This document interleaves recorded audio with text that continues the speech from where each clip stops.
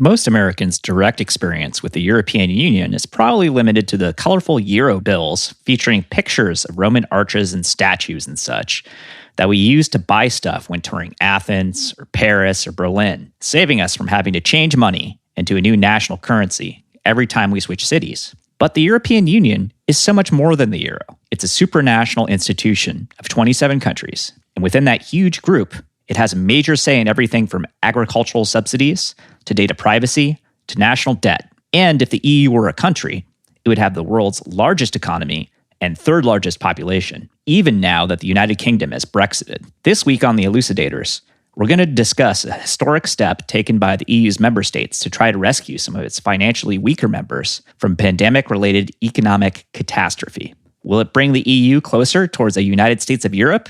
Or are we maybe watching the beginning of the end for the EU? We have thoughts. And as always, if you like what we do, please leave us a 5-star review and share us on social media. Thanks.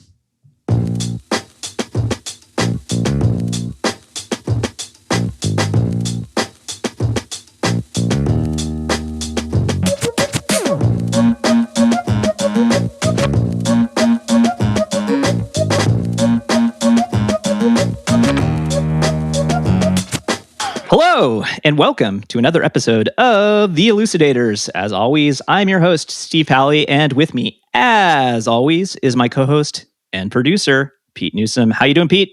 I'm doing well, Steve. How are you doing, man? I'm cruising. It's swimming weather here in Los Angeles, so I am working on my backstroke.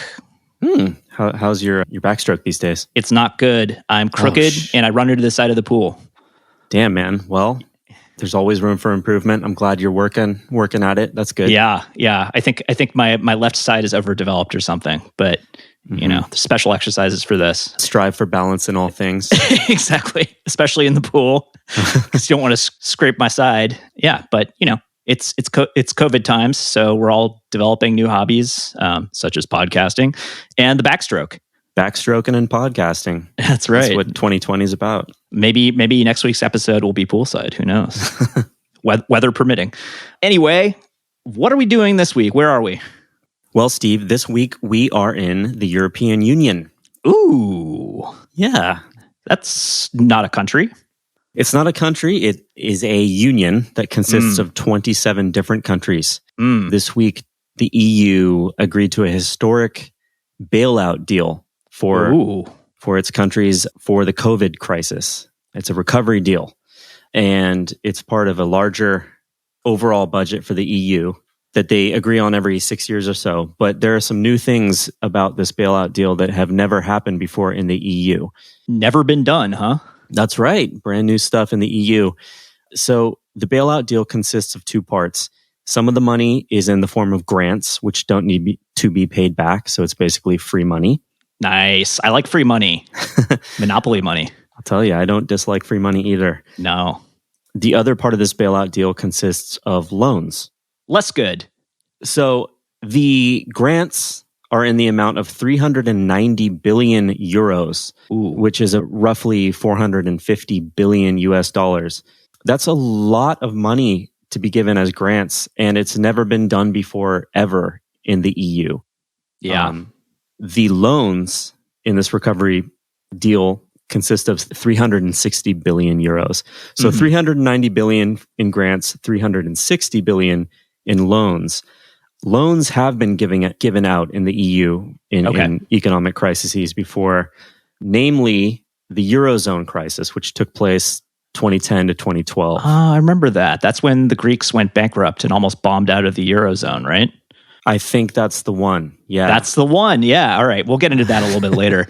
All right. So if we're talking about 750 billion with a B euros, which is approaching $1 trillion, not quite $1 trillion, we're talking about a better than 50-50 split for free money. Yeah. Not bad, EU. I don't think so. I mean, it's necessary. It's what needs to be done, right? It's a crisis. Yeah. Well, it's certainly what's happening here in the United States, where the money printing presses have been running full steam since March. And the Europeans are over there looking at this and being like, hey, we can do that too, maybe, for the first time, as it turns out. We will get into the ins and outs and whys and wherefores. Before all of that, though, I thought perhaps I could do a brief introduction to the European Union itself. So we've talked about the European Union before. Pete, you mentioned that it is 27 member states strong.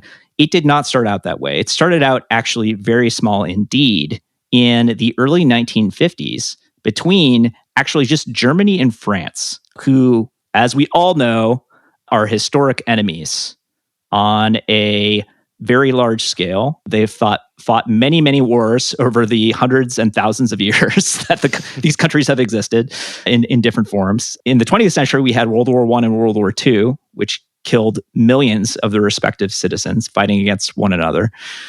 Fast forward to the 1950s, and they are sick of fighting one another. And what is the best way for France and Germany to avoid fighting? Well, some big brains on both sides got together and decided that if they agreed to share coal and steel production, it'd be pretty difficult to go to war again because you need coal and steel to make tanks and guns and stuff like that.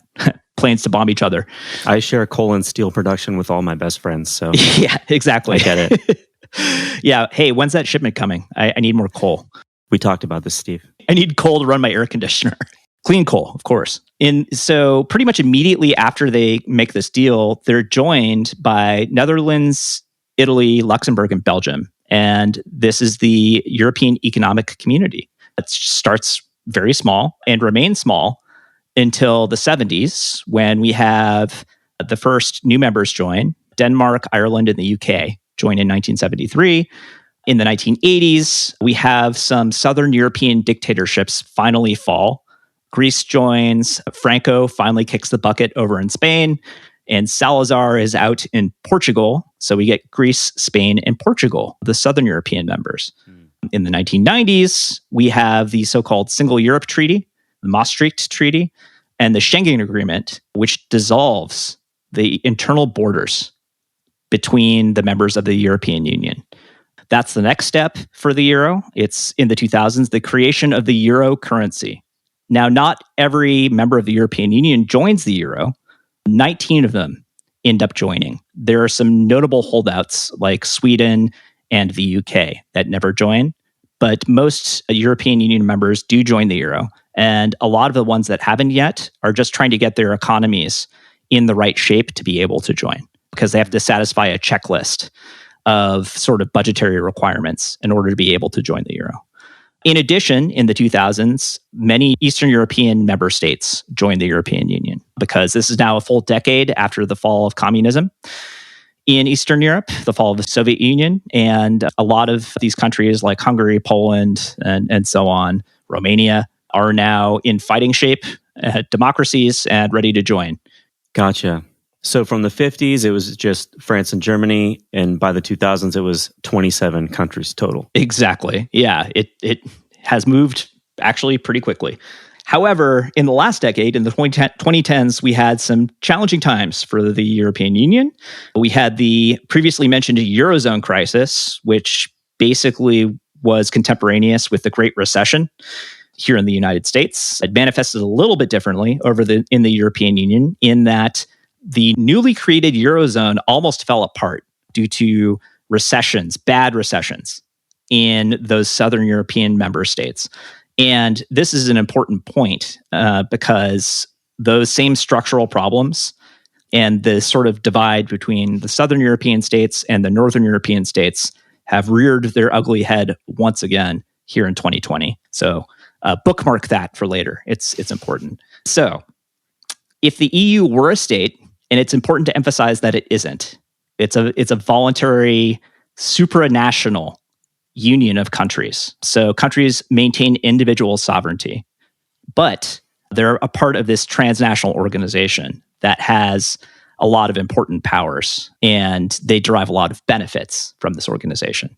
It's not a state. It's something new, something that some Europeans and other well-wishers would like to see turn into a state, would like to see become the United States of Europe at some point, but we're not there yet.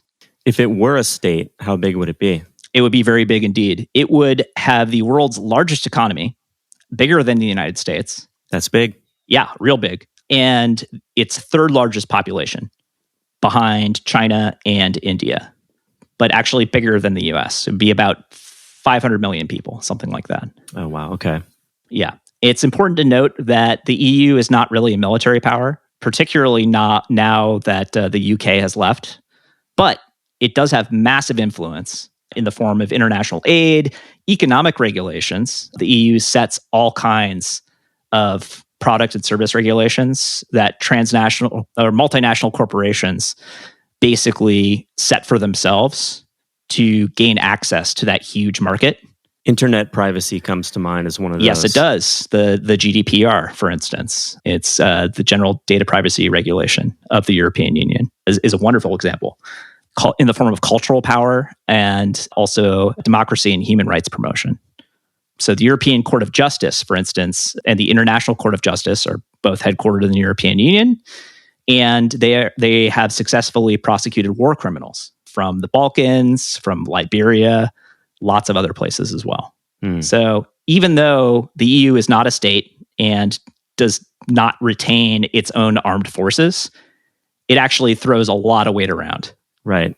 And this is even after the loss of the UK, which was its largest military power and its second largest economy. And if we were to think, once again, in American terms, because we're Americans, this would be like the United States losing Texas. It's a big deal. Right. It's a big deal, but it's not necessarily a deal breaker. It's just big. Yeah. It's non-fatal. The UK has gone its own way, and the European Union remains.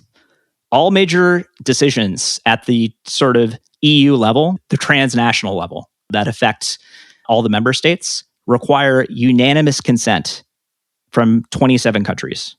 That sounds very difficult to ever achieve. Yeah, it is in fact achieved pretty regularly, but it requires a lot of horse trading. 27 nations, some of which are very radically different, some of which are no longer even democracies. And we'll get into that too. Yes, that's right. The European Union contains non-democracies. Interesting. That's not supposed to happen. It's not, but it has. Let's talk about some of the details of this deal, the coronavirus bailout deal. Yeah, totally. So what's the motivation for this deal? The motivation is basically COVID-19 did a number on Europe, just like it's done a number on practically every other country on Earth, the United States, Brazil, China, of course. There are a few exceptions. Taiwan and New Zealand come to mind, but pretty much everybody else, including the rich countries of Europe, really got pasted in the kisser by coronavirus. However, there's been kind of a differential effect for a lot of different reasons. Just due to bad luck, the European outbreak got going in Italy. So Italy got the worst hit. In addition, Italy, Spain have somewhat older populations than some of the other European countries. And they, along with Portugal and Greece, do not necessarily have the most trusting populations when it comes to trusting the government and telling you what to do. All of this to say, Southern Europe had a tougher time with COVID. These countries are poorer and more indebted to begin with. So they're not necessarily poor. Italy's actually a pretty rich country, but compared to Germany or Denmark, for instance, it's poorer. And the Southern European countries classically have carried big budget deficits. In this case, all over 100% of GDP.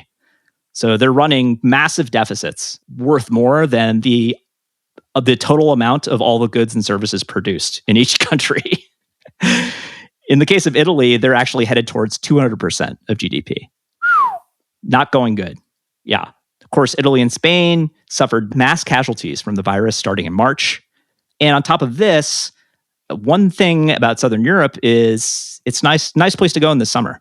They're very dependent on tourism. Nice beaches. I really wish I was on a Greek beach right now, to be honest. Yeah, it'd be pretty good. Mykonos, yeah. And Northern Europeans in particular, Europeans like to take really long vacations in the months of July and August.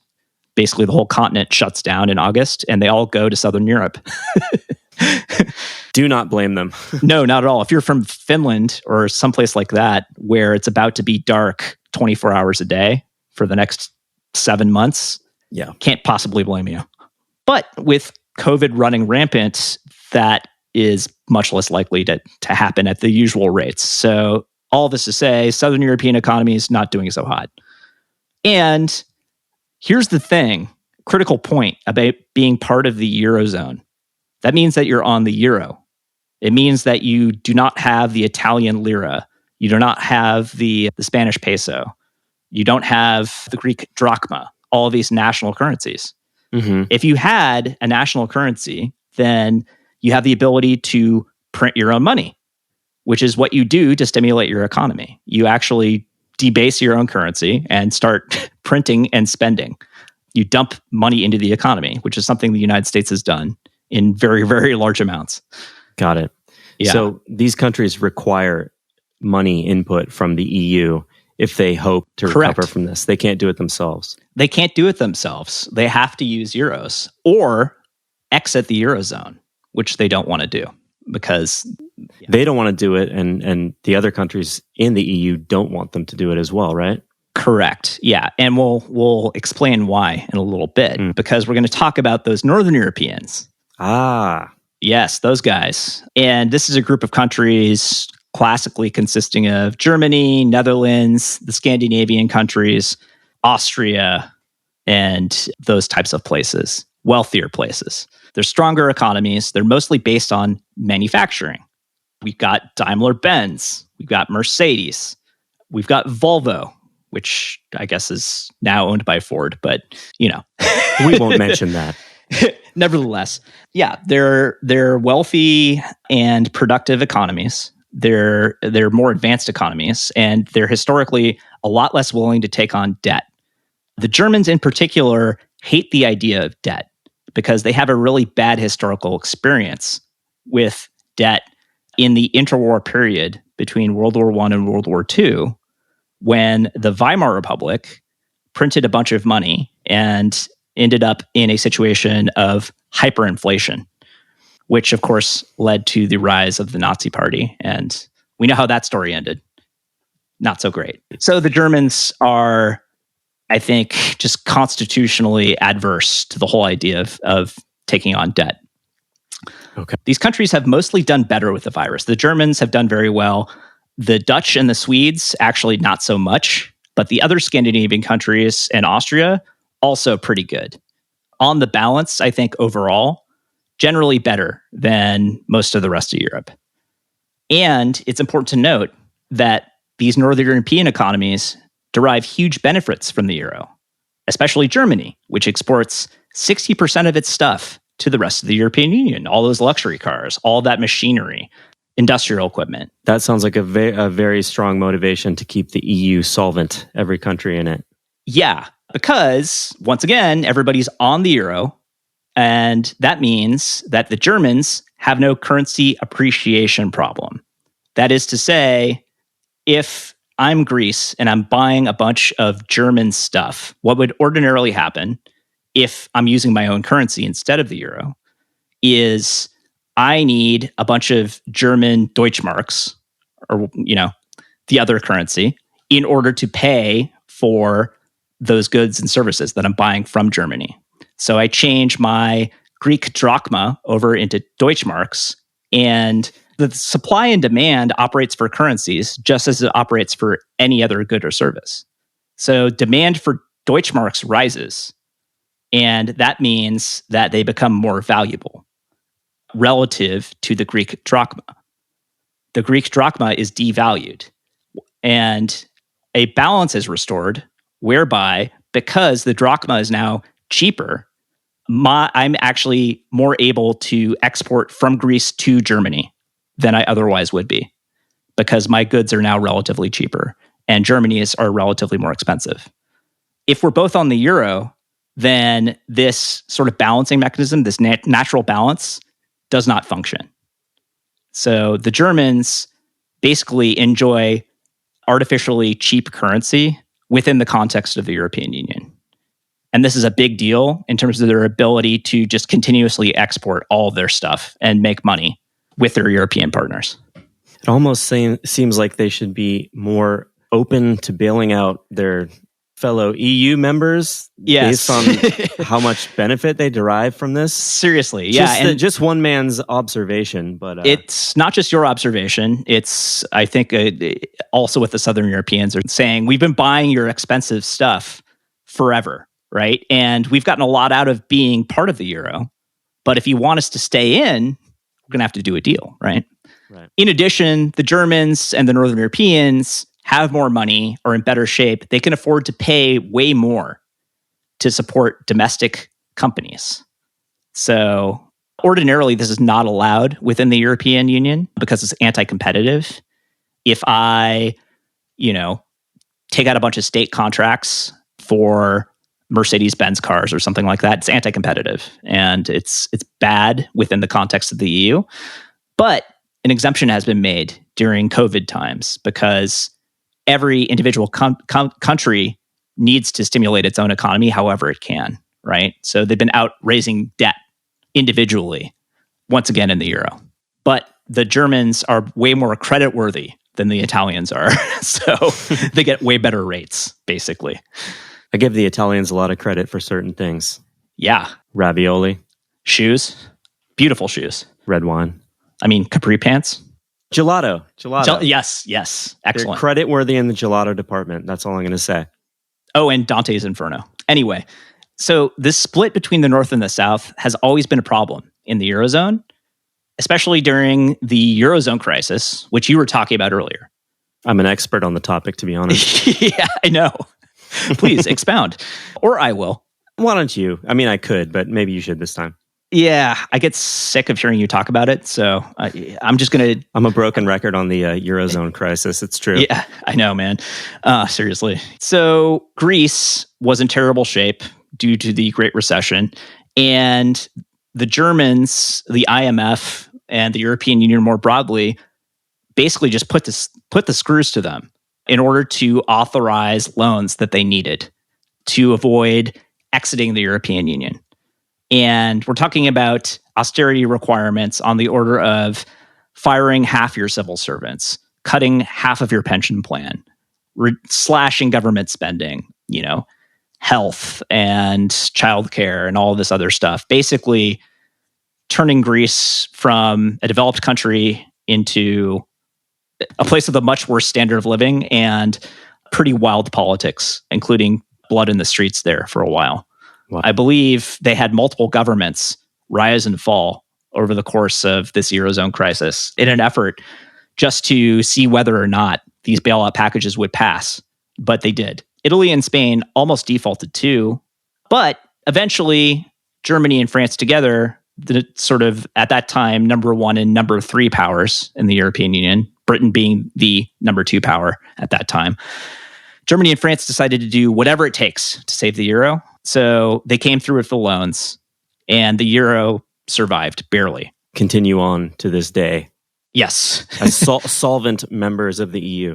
Yeah, they do. And so does Greece. But Greece only exited the austerity requirements in 2018. It's only been a few years since they got out from under this really onerous program. Right. So it was like six or 8 years that they were under austerity. Yeah, just hardcore poverty rations that made the European Union pretty unpopular, even though they are still a member.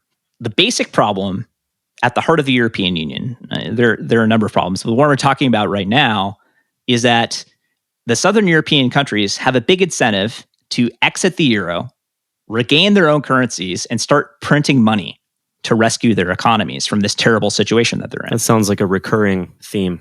Exactly. It is a recurring theme because they run bigger deficits and they're not as creditworthy, but they still need to raise money somehow. And it gets harder and harder and harder for them.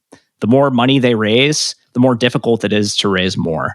And you get into this sort of debtor spiral whereby you're paying down your credit cards with new credit cards. It's basically the analogy. It's not a situation you want to be in. Meanwhile, the Northern European countries want to keep them in the Eurozone so they can continue to sell them stuff and make more money than they otherwise would.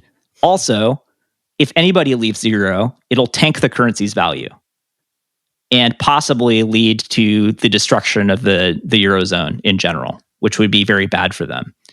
So the Southern Europeans, even though they're poor, actually have a lot of leverage. Right. It kind of sounds like no matter what kind of noises the Northern European countries make, they're going to do everything they can to keep the Southern European countries from leaving the EU at the end of the day. It's this weird situation where like somebody is threatening to exit, but they don't actually want to leave, and you kind of want them to stay at the same time. Yeah, that sounds like it is kind of like a toxic relationship. I think that's apt.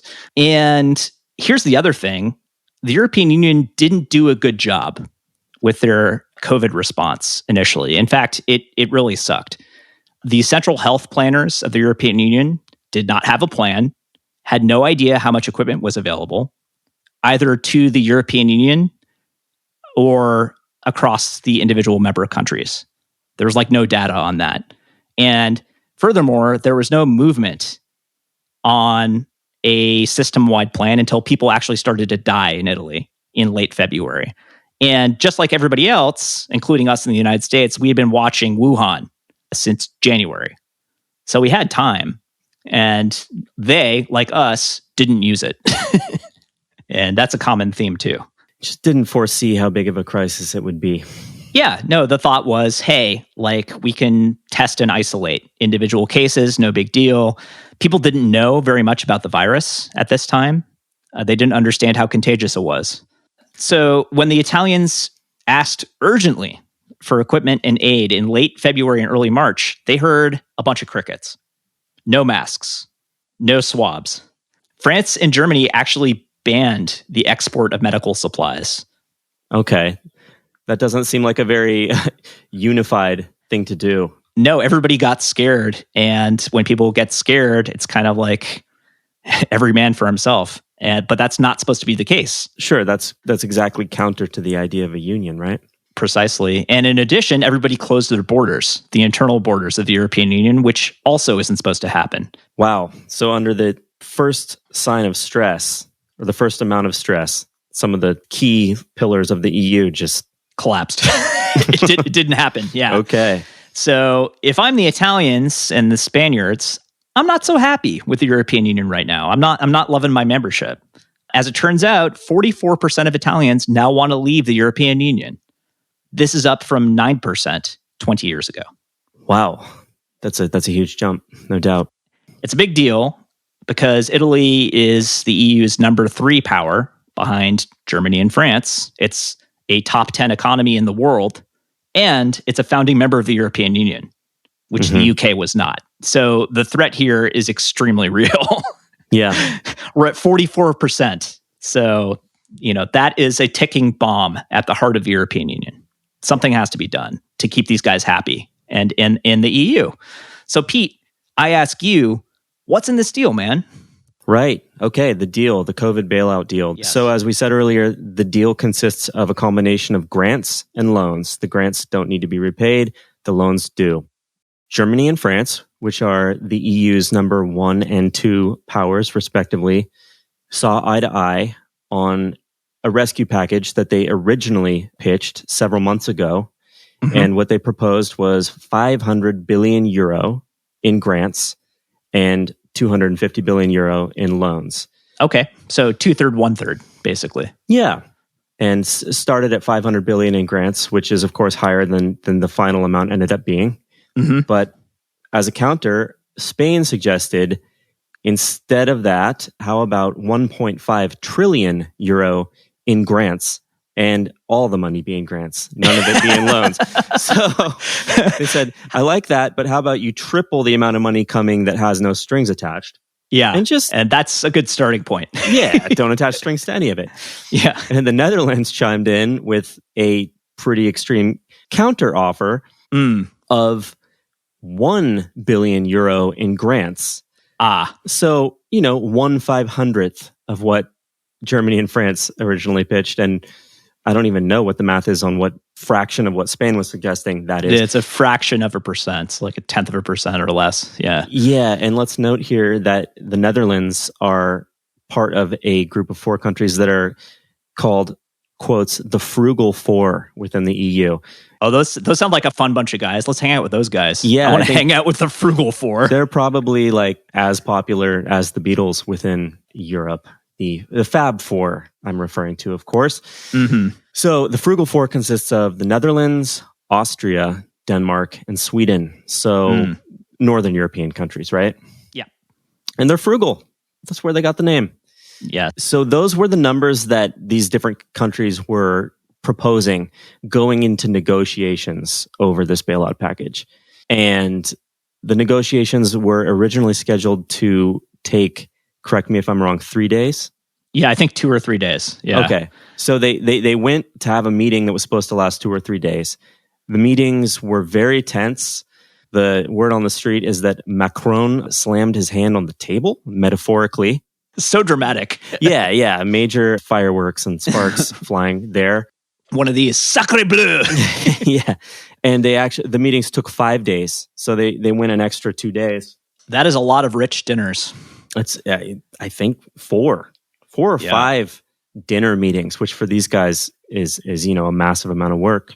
In fact, the length of this summit either equaled the longest summit ever in the EU or exceeded it by just a little bit. That's being debated.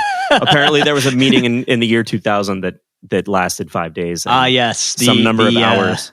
The well-known meeting in Nice, France, which I guess went an hour longer than this particular meeting. Nice meeting, yes. Here's something that's brand new in terms of anything that's been done in the EU before. The money for this will be raised as common EU debt, which means it'll be raised by selling EU bonds. Yeah, it's a big deal. It is, right? Because they've never done it, and it looks kind of like what's done in the United States of America to raise money. It's sort of similar to like U.S. Treasury bonds. Exactly. And of course, these bonds will have a certain interest rate and a certain rate of return. And the hope is that the people will buy them and fund this massive bailout bill. Exactly. So the assumption has to be that these bonds are going to be somewhat riskier than the US Treasury bill, which is generally regarded as the world's safest investment because people assume that the US is going to be around 10, 20, 50, 100 years from now. I think this is still a safe assumption, although perhaps not as ironclad as it used to be, given what's happened recently. Feels a little different than it did a decade ago, but yeah. The whole point of these sort of EU common debt bonds is that the people that buy them are betting on the European Union being around for the next several decades. And a lot of people don't necessarily think it will be. But these funds are intended to ensure that it will be. So if you're making this investment, you believe it and you want it to happen. So interests are aligned, basically. Right. And they're likely to raise that money. I think so. It'd be surprising if it just didn't happen. Yeah, no, I think it's a certainty. So as part of this overall deal, the Frugal Four, again, Netherlands, Austria, Denmark, and Sweden. Penny pinchers. Those penny pinchers do not get to say how the money gets used, but they do. There is a provision in the deal for putting a hold on the distribution of the funds if the Frugal Four don't like what they're seeing. Right. So if the Spaniards or the Italians are having just parties on yachts where they light bundles of, €100 notes on fire. To be fair, there's some precedent for that. Absolutely. At least the yacht party part. Yeah, I don't know about if they're necessarily doing that, but they do have very generous pension plans. For instance, there is some suggestion that these countries are perhaps a bit more corrupt than some of the other countries in the European Union. Not pointing any fingers here, but yeah, if I'm the Netherlands and I'm seeing these guys get up to funny business, I can basically raise a yellow flag and say, hey, put a hold on that tranche of funds until you guys can explain what it's going towards a little bit better. They can't say, no, you don't get it, but they can slow it down. It's my understanding. Got it. So in addition to that provision where they can have some say about slowing down the distribution of those funds, those countries, the Frugal Four also got some goodies in the form of bigger rebates from the EU budget. Yeah, so these Northern European countries pay a lot of money into the EU budget because they have more effective economies. Germany is the biggest economy. It pays the most. But they're going to actually get a little bit more money back than they're used to getting. In addition, I have read that the Netherlands is getting more tax revenue from its ports. It has big ports, especially in Rotterdam. It's the biggest European port. And it collects a lot of revenue from taxes on goods coming into that port that ordinarily goes to the EU, and they're going to keep more of it. So all this to say, side payments, right? Right. And if you're frugal, you got to love that. Yeah, absolutely. In addition to these other provisions, there was discussion of putting a, quotes, rule of law provision into this bailout package. So what does that mean? Also, I mean, well, spoiler alert, it didn't wind up in there. But how disappointing. Yeah. What it would have meant is that getting money from this bailout package would have been contingent on preserving the, quotes, rule of law within any given country that was getting the money. So the reason that would even be discussed is that some countries in Eastern Europe are having what you might call issues with democratic governance, to put it diplomatically. Yes, as we do when we're discussing diplomatic issues. If there's a place to be diplomatic, it's on the Elucidators podcast. That's how we roll. Yeah. The countries in question, now we're just going to name them. Yeah. Name and shame. Yeah. Hungary. Country of Hungary under Viktor Orban. Viktor Orban, the Fidesz party, yes. Fidesz. So basically, Hungary is not a democracy anymore. Nope. Orban seized control of the media and the judiciary, and he's ruling by decree, especially most recently during the COVID crisis. He's basically turned into Vladimir Putin, but in Hungary. Hungary, which is in the EU. And the EU is supposed to be a group of like-minded democracies. Yeah. Hungary's that way now. And then we got Poland, which Poland is still a democracy, but it's like moving towards not being one. Yeah. A party called the Law and Justice Party just won a narrow re-election victory for the presidency, and it's a right-wing populist party. They are anti-gay, they're anti-immigrant, they're anti-Semitic, they're overall illiberal. Very illiberal, trying to run the Hungarian or Russian playbook in Poland. And yet, they're a member of the EU. And as we recall, all 27 member countries of the EU have to agree and sign off on any big deal. Including this bailout. Including this one.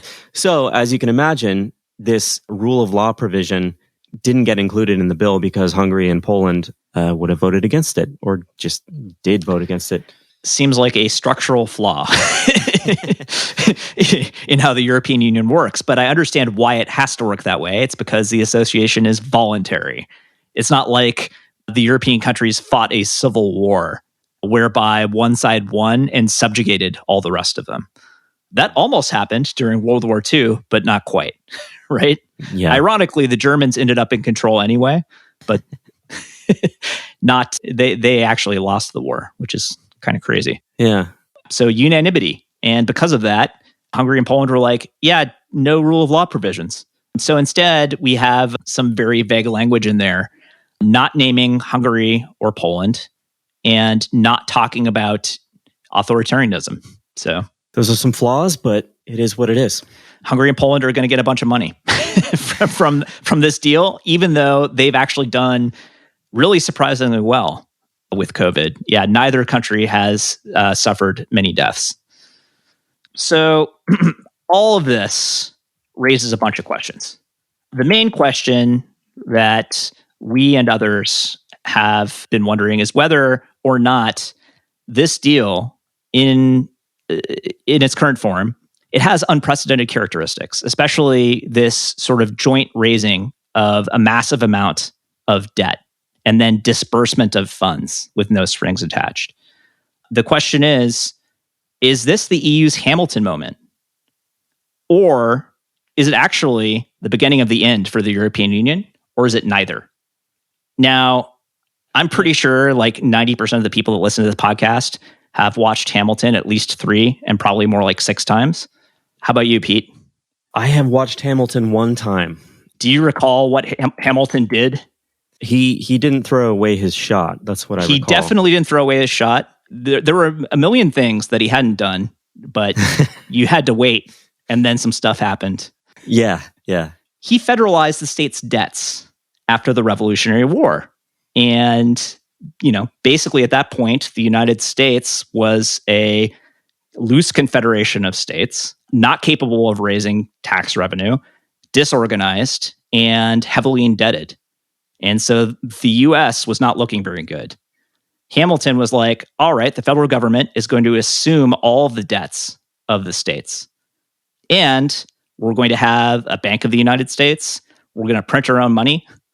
And we're going to get this done. We're going to turn into a nation instead of a collection of states through this federalization process. The thing is that the United States, generally speaking, were a lot more united at that time than the 27 members of the European Union. In addition, a lot of the United States hadn't even been created yet. Right. There weren't that many states in the United States. The 27 members of the European Union have mostly been around for a very long time in one form or another. And the majority of them seem to have a strong interest in remaining independent nations. Yeah. Very importantly, the new debt is not mutualized, meaning that the individual members of the EU are not jointly and separately liable for each other's payback. And this is less meaningful than signing a lease with 3 roommates, whereby if, one guy skips out, the 3 people remaining are liable to pay his rent.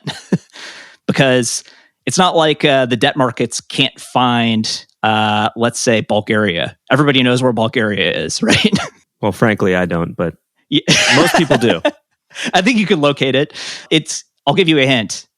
It's in Bulgaria. Look, as long as the word Bulgaria is written over it on a map, there's a chance I'll find it. Right. The point is, it's not mutualized. So each country is still liable for the amount that it's going to spend, right? And it's still possible for countries to default under the terms of this deal. It was not possible for states to default under the terms of Hamilton's deal. And the key issue here is, another key issue, is that the Eurozone has a unified monetary policy under the euro, and also the European Central Bank, which is in Germany and prints the euro, but it does not have a unified fiscal policy in terms of how member states choose to spend the money. What would a unified fiscal policy look like? So the Southern Europeans can continue to spend how they want to spend. So it's a lot trickier to maintain a level of balance whereby everybody stays within a range, a fiscal range, that they don't get into trouble and require bailouts. Is the basic idea here. The creation of the euro was supposed to gradually usher in more fiscal unification, but this absolutely hasn't happened. In addition, the EU doesn't really levy much in the way of taxes. Member states have contributions to the EU, but they're not like compulsory taxes, right? Right. And that would definitely usher things more towards being like one big country as opposed to like a Yeah. So we're kind of stuck halfway, right? Another question is whether the deal is big enough. We're talking about 390 billion euro in grants divided among 27 countries. So it's not nothing, but will it be enough? Mm-hmm. I mean, it's less than what the United States has pumped into the U.S. economy, right? Yeah, it amounts to about 5% of the total GDP of the EU. And our stimulus, because we're more unified and we have this unification of monetary and fiscal policy, we're able to push it well over 10%. We can print way more money way faster. And even though America is in worse shape in a lot of regards, like our control of the virus itself, we're in better shape financially because we've responded with like super aggressive stimulus. Right. On the federal level and also more locally. And therefore staved off disaster. Absolute disaster. Or at least pushed it down the road. Yeah. Right. With the unemployment provision ending, I guess, in a week or two. Knock on wood, something changes there, but we'll see. I think odds are very good that Congress will extend that unemployment provision, extended unemployment. or boosted unemployment benefits. That might have been determined by the time this episode airs. We'll see. It may very well. Yeah. And the sort of canary in the coal mine here is Italy. An Italian debt crisis would be 10 times worse than the Greek crisis was 10 years ago. Like, the Greeks were in terrible shape, but they also have a relatively dinky economy. Italy is much bigger and more important. And the Greek crisis came super close to sinking the euro. Lenders were basically running away from the euro at one point, and it became much more difficult to borrow in the euro because the assumption was that the euro was going away in the near future. Yeah, that's the Greeks. Meanwhile, Italy is currently 2.4 trillion euro in debt, and its economy is projected to shrink 9% this year, which is higher than the 7.5% shrinkage that the broader Eurozone is going to undergo. Yeah, those numbers don't look good at all. No, they don't. Not for Italy. So it may very well be the case that Italy needs more help.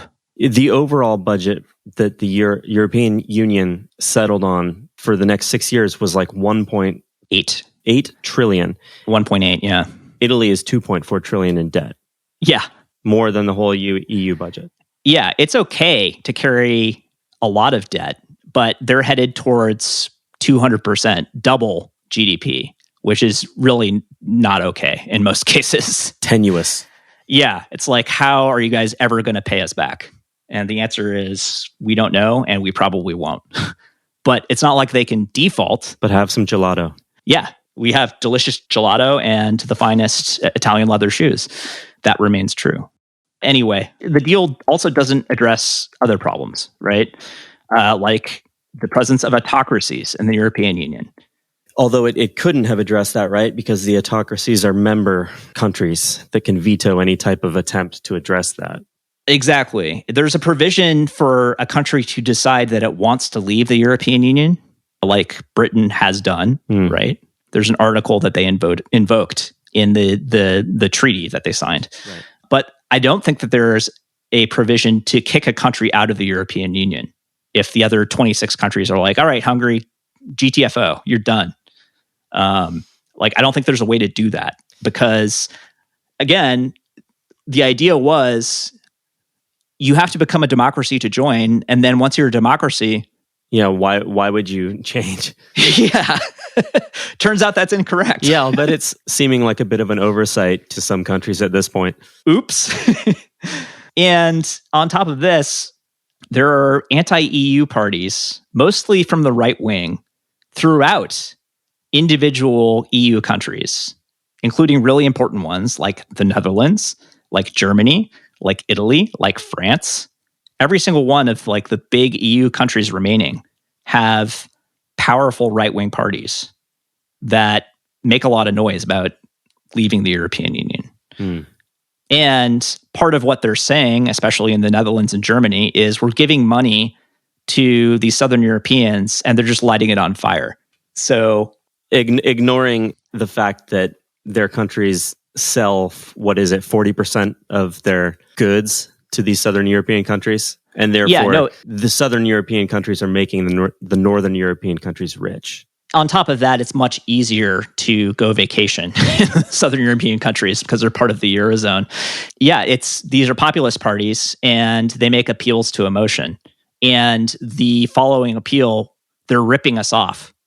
We've seen in this country has a lot of political power. They're taking advantage of us. They're ripping us off. Obviously, we don't go into all the good things we get out of the arrangement because that's more complicated. People's eyes glaze over when you talk about, foreign exchange and a balance of payments and trade and stuff like this. Creating a scapegoat and focusing people's attention on it is very effective. Super effective. Yeah. And none of these parties are in control of these big important countries yet, but several of them are kind of threatening. Several of them have entered governing coalitions, which is somewhat troubling. So, final thoughts. Is this the Hamilton moment? Is it the end of the EU? Or is it kind of neither? I think it's actually a really promising step because I think one of the founders of the European Union said that the union would be forged in crisis. And we've seen this pattern whereby The EU kind of stagnates for a while. It goes backwards. People start grumbling. What has the EU done for me lately, right? All of these Polish plumbers are moving to my nice English village and, taking away my jobs. What am I getting from the European Union? I don't like it. I want my country back. So on and so forth. And then there's a crisis, and the European Union responds because it has to, and it tightens up the European Union. People remember why it's important, why they want it. In this case, the Italians and the Spaniards and the Greeks are about to get a lot of free money. This comes after their European partners, kind of dropped the ball for the pandemic response in the early days. But it's like better late than never. They are coming through, right? Yeah, they're offsetting some things that they did that weren't so great in the early days of the pandemic. Yeah. And on top of this, I'm of the opinion personally, I want to see the European Union succeed. I want to see it turn into more of a state and to assert itself on the international stage, because I think that it might be our last best hope on planet Earth. These are guys that take climate change seriously. They take democracy seriously. And they have at least the economic power and the cultural power and the understanding to make a difference. As part of the 1.8 trillion euro budget that just got passed, there's a huge provision for spending on climate change as part of that budget in amounts and numbers that just aren't happening in the United States or China, which are kind of the two other contenders for global leadership, right? Right. Yeah, that's a great thing, and it far exceeds what the US is doing, and in that sense is admirable and something that it would be great for us to emulate. I agree. Yeah. And the US has always been in the driver's seat since World War II, right? At the moment, we seem to be, driving on way too much Percocet and slumping out of the driver's seat. Somebody's got to take the wheel here. Yeah, we've climbed into the trunk somehow. Yeah, we woke up in the trunk. The Chinese and the Europeans are kind of jockeying over the steering wheel right now. I think we should want the Europeans to win. I don't really like what the Chinese seem to be up to with their newfound power, and I don't think I'm alone in the Western world. Yeah, and in large parts of Asia too.